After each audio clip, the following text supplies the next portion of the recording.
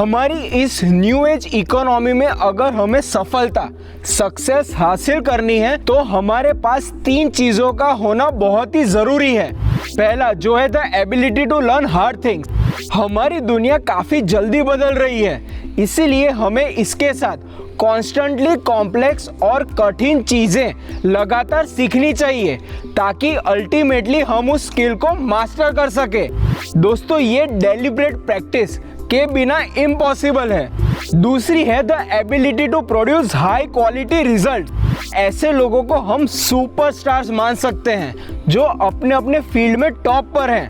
और दोस्तों, ऑनेस्टली हमारी जो इकोनॉमी में है उसमें जो टॉप पर है वही सफल होता है, एक मोनोपोलिस्ट बनता है। एंड फाइनली तीसरी चीज, कैपिटल, मनी। हमारे पास बहुत ज्यादा पैसा होना चाहिए ताकि दोस्तों हम न्यू एज इकोनॉमी में सक्सेसफुल हो पाएं और सक्सेसफुल बने रहें। अब हम में से ज़्यादातर लोग अपने 20s में और इस समय खुद का इतना ज़्यादा पैसा होना नियरली इम्पॉसिबल है। और दोस्तों, इसीलिए हमें पहली 2 एबिलिटी सीखनी चाहिए, जो है हार्ड कॉम्प्लेक्स स्किल्स को सीखते रहना और अपने अपने काम में one of the best if not the best बनना। और दोस्तों, ये पॉसिबल है सिर्फ डीप वर्क से, जिस किताब के लेसन्स आज हम बेहद बारीकी में जानेंगे और समझेंगे। ऑथर कार्ल न्यूपोर्ट के हिसाब से डीप वर्क वो प्रोफेशनल एक्टिविटीज होती हैं जिन्हें हम एक डिस्ट्रैक्शन फ्री कंसंट्रेशन स्टेट में परफॉर्म करते हैं और ये हमारी कॉग्निटिव कैपेबिलिटीज की लिमिट्स को पुश करती रहती हैं। ऐसे एफर्ट्स काफी वैल्यू क्रिएट करते हैं, हमारे स्किल्स को इम्प्रूव करते हैं और इन्हें किसी और के द्वारा दोहराना काफी कठिन होता है। अब इसका ठीक ऑपोजिट है शैलो वर्क, जो हम डिस्ट्रैक्टेड स्टेट में करते हैं। सोशल मीडिया चेक करना, ईमेल्स, मैसेजेस को बार बार रिफ्रेश कर चेक करते रहना, एक्सेट्रा। ऑथर कार्ल न्यूपोर्ट कहते हैं कि ऐसे काम कॉग्निटिवली डिमांडिंग नहीं होते और ऐसे एफर्ट्स और ऐसे काम से कुछ खास वैल्यूएबल क्रिएट नहीं होता और इसके साथ साथ ये काम काफी रेप्लिकेबल होते हैं, माना कि और लोग काफी जल्दी इसे सीखकर रेप्लिकेट कर सकते हैं। Deep work is rare yet highly valuable. Author J.K. Rowling 2007 में जब हैरी पॉटर सीरीज की आखिरी किताब द डेडली हॉलोज जब लिख रही थी तो उन्हें अपने बच्चों और अपने घर के माहौल से दूर जाना बहुत ज्यादा जरूरी महसूस हुआ। तो एक दिन स्कॉटलैंड के एक छोटे से शहर के डाउनटाउन होटल में उन्होंने कमरा लिया और वहीं लिखना शुरू किया। पहले ही दिन वहां लिखकर उन्हें अपनी खुद की लिखाई काफी अच्छी लगी और वो कई दिन वहां जाती रही। और दोस्तों, उन्होंने ये पूरी किताब वहीं लिखी है। एक और बेहतरीन डीप वर्क का उदाहरण है बिल गेट्स। 1970 में बिल गेट्स ने माइक्रोसॉफ्ट के कोड का पहला वर्जन खुद ही लिखा था, जो उन्होंने महज 8 हफ्तों में पूरा लिखा था। उनके पार्टनर्स कहते हैं कि बिल गेट्स कई बार खुद की वर्किंग टेबल पर ही कोडिंग करते करते सो जाता। दुनिया से एकदम आइसोलेट होकर इतने फोकस और इंटेंसिटी के साथ बिल गेट्स ने तब इतना काम किया था। अब शायद आप में से कोई मुझे पूछना चाहेगा कि इस डीप वर्क का कोई साइंटिफिक एक्सप्लेनेशन, साइंटिफिक बेसिस भी है? तो इसका जवाब है हाँ। सुनिए, हमारी कोई भी स्किल हमारे दिमाग, ब्रेन में न्यूरोनल कनेक्शंस एक न्यूरोनल सर्किट के फॉर्म में होती है। न्यूरॉन्स, ब्रेन सेल्स एक दूसरे से कनेक्टेड होते हैं और जब आप उस स्किल को प्रैक्टिस करते रहते हैं तो इलेक्ट्रिकल करंट सिग्नल इन न्यूरॉन्स ब्रेन सेल्स के कनेक्शंस में कन्वे होता है। अब हमारे न्यूरॉन्स ब्रेन सेल्स के इर्द गिर्द एक कवरिंग होती है जिसे माइलिन कहते हैं, जिसका काम होता है उस सिग्नल को और ज्यादा जल्दी कंडक्ट करना।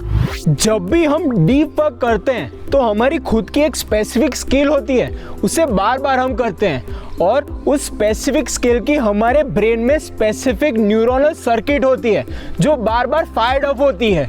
साथ साथ माइलिन टिश्यू और ज्यादा बढ़ता रहता है और अल्टीमेटली जो हमारा सिग्नल है वो ज्यादा तेजी से कंडक्ट होगा। डीप वर्क से माइलिन बढ़ता है और अल्टीमेटली आप किसी नए स्किल को रिलेटिवली जल्दी सीख पाएंगे और उसमें मास्टरी भी हासिल कर पाएंगे। दोस्तों डीप वर्क का एक साइकोलॉजिकल बेनिफिट भी होता है। आप एक फ्लो स्टेट में चले जाएंगे और इस स्टेट ऑफ माइंड में ज्यादा देर तक रह पाएंगे। आपको इसके कारण एक डीप सेटिस्फेक्शन होगा और आपको खुद की लाइफ और अपने काम से ज्यादा प्यार होगा। अब दोस्तों शैलो वर्क इतना फायदेमंद क्यों नहीं होता, इसके लिए आपको एक साइंटिफिक कॉन्सेप्ट समझाता हूँ, अटेंशन रेसिड्यू, जो कहता है जब हम किसी भी काम फॉर एग्जाम्पल टास्क ए से दूसरा कोई काम लेट्स से टास्क बी करने के लिए स्विच करते हैं तो इस दौरान हमारा अटेंशन इमीडिएटली फॉलो नहीं करता। हमारे अटेंशन का एक टुकड़ा रेसिड्यू अभी भी उस ओरिजिनल टास्क ए के बारे में सोचता रहता है। इसके कारण दोस्तों हम दोनों काम आधे अधूरे अटेंशन के साथ करते हैं और उस काम को प्रोडक्टिवली कर ही नहीं पाते। ये एक फॉर्मूला आप अपने मन में गांठ बांध लेना, high quality work is equal to time spent times the intensity of focus। Alright, अब सवाल है हम डीप वर्क कैसे करें। सबसे पहले हमें एक रूटीन रिचुअल बनाना चाहिए। दोस्तों हम सभी के पास सीमित फाइनाइट विल पावर होता है और जितना ज्यादा हम उसे यूज करते हैं उतना ही वो घटता जाता है, कम होता जाता है। इसीलिए हमें रिचुअल्स और रूटीन्स बनाने जरूरी हैं। ऑथर कार्ल न्यूपोर्ट ने हमें डीप वर्क के लिए 4 अलग अलग फिलोसॉफीज बताई है। आप अपने अपने हालातों के मुताबिक कोई भी प्रैक्टिस कर सकते हैं डीप वर्क के लिए। First is monastic philosophy. इसका मतलब है हमें एक मॉन्क की तरह मोनेस्ट्री जैसी कोई जगह में जाकर डीप वर्क करना चाहिए। मतलब सारे डिस्ट्रैक्शन से दूर रहकर अपना काम करना चाहिए। क्या आपको पता है बिल गेट्स हर साल 2 बार एक पूरा हफ्ता किसी घने जंगल के बीच एक कैबिन में बिताते हैं। His think week. इस पूरे हफ्ते दौरान वो सिर्फ यही सोचते हैं कि उन्हें अब आगे क्या काम करना चाहिए, क्या जरूरी है इस दुनिया को बेहतर बनाने के लिए। अब ये काफी एक्सट्रीम है पर ये सबसे best form of deep work होता है। Second, by model philosophy. इस अप्रोच में हमने हमारे खुद के काम को क्लियरली डिफाइन किए हैं डीप वर्क और शैलो वर्क में, और इनमें डीप वर्क के लिए हमें मोनेस्टिक अप्रोच प्रैक्टिस करना है। कार्ल जंग एक बेहतरीन साइकोलॉजिस्ट थे, साथ साथ एक बेहद अच्छे फिलोसोफर। ज्यूरिच स्विट्जरलैंड में उन्होंने अपने घर के बगल में एक छोटा सा रिट्रीट हाउस रखा था। वो अपनी सोशल लाइफ, अपने थेरेपी सेशंस और अपनी रोजमर्रा जिंदगी बाकियों की तरह ही जीते थे, पर जब भी उन्हें कुछ लिखना होता था तो वो अपने रिट्रीट हाउस में जाकर आराम से लिखते थे, एक फुल्ली रिमूव्ड मॉन्क मोड में। आई थिंक पर्सनली मैं इसे सबसे प्रैक्टिकल और आइडियल मानता हूँ। Third, rhythmic philosophy. इस अप्रोच में हम डीप वर्क के लिए एक फिक्स टाइम अलॉट करते हैं, एक रेगुलर फिक्स टाइम, ताकि आपकी एनर्जी वेस्ट ना होती रहे ये डिसाइड करने में कि कहाँ और आपको कब डीप वर्क प्रैक्टिस करना है। ये बहुत बहुत जरूरी है कि आप इस दौरान अनरीचेबल हो। ये आपका सेक्रेट टाइम है, कोई भी आपको इससे डिस्ट्रैक्ट ना कर पाए, चाहे वो आपकी फैमिली हो, आपके फ्रेंड्स हो या तो वर्क रिलेटेड और कोई। मेरे हिसाब से हम में से कईयों को इसकी इम्पोर्टेंस समझ ही नहीं आती। हमें हमारे फैमिली और फ्रेंड्स को पहले से ही साफ साफ बताकर समझा देना चाहिए कि इस दौरान आपको कोई डिस्टर्ब ना करे, और ये एक स्ट्रिक्ट और नॉन नेगोशिएबल रूल है। Fourth, journalist philosophy. इस अप्रोच में एक पत्रकार जर्नलिस्ट की तरह जब भी आपको काम के बीच फ्री टाइम मिलता है तो आप एक डीप वर्क मोड में चले जाते हैं। वॉल्टर आइजैक्सन जो बहुत जाने माने ऑथर हैं, वो ये अप्रोच फॉलो करते हैं, पर ये अप्रोच हर किसी के बस की बात नहीं है, क्योंकि इस अप्रोच में आपको चुटकी में डीप वर्क में चले जाना होता है। At a moments notice you have to switch into deep work mode. अब दोस्तों इन चारों में से आप कोई भी अप्रोच ले सकते हैं, पर जरूरी है कि आप अपनी जिंदगी में डीप वर्क प्रैक्टिस करें। एक बेहतरीन डीप वर्क रिचुअल बनाने के लिए ऑथर कार्ल न्यूपोर्ट ने हमें 3 एडवाइसेस दी हैं। First, where you will work and for how long. एक स्पेसिफिक लोकेशन हमें चूज करनी चाहिए। इसे हमें एक मंदिर की तरह साफ रखना है।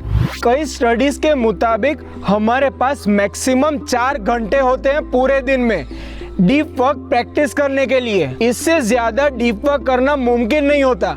Second, how you will work. हमें खुद ही के लिए रूल्स एंड रेगुलेशंस रखने चाहिए। Example, internet ban, no one can reach you, वो जो कोई भी हो सकता है।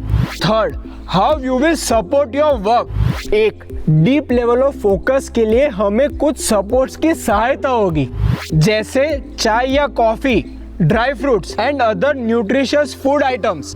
ऑथर कहते हैं हमें लाइट एक्सरसाइज भी इंटीग्रेट करनी चाहिए।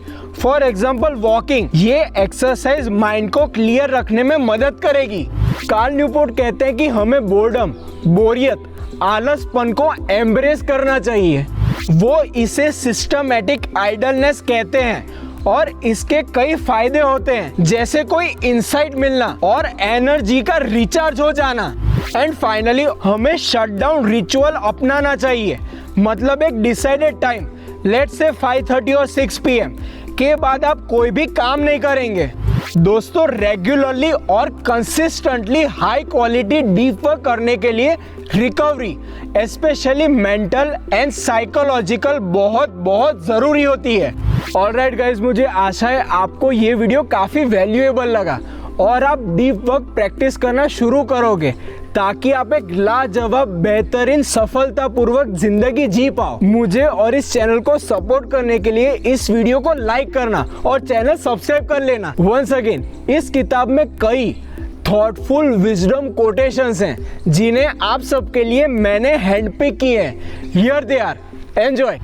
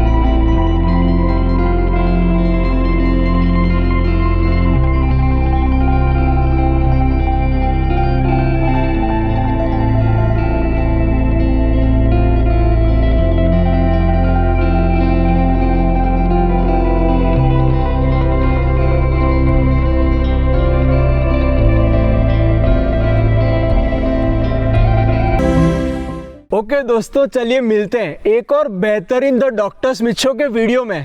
तब तक पीस। Thank you.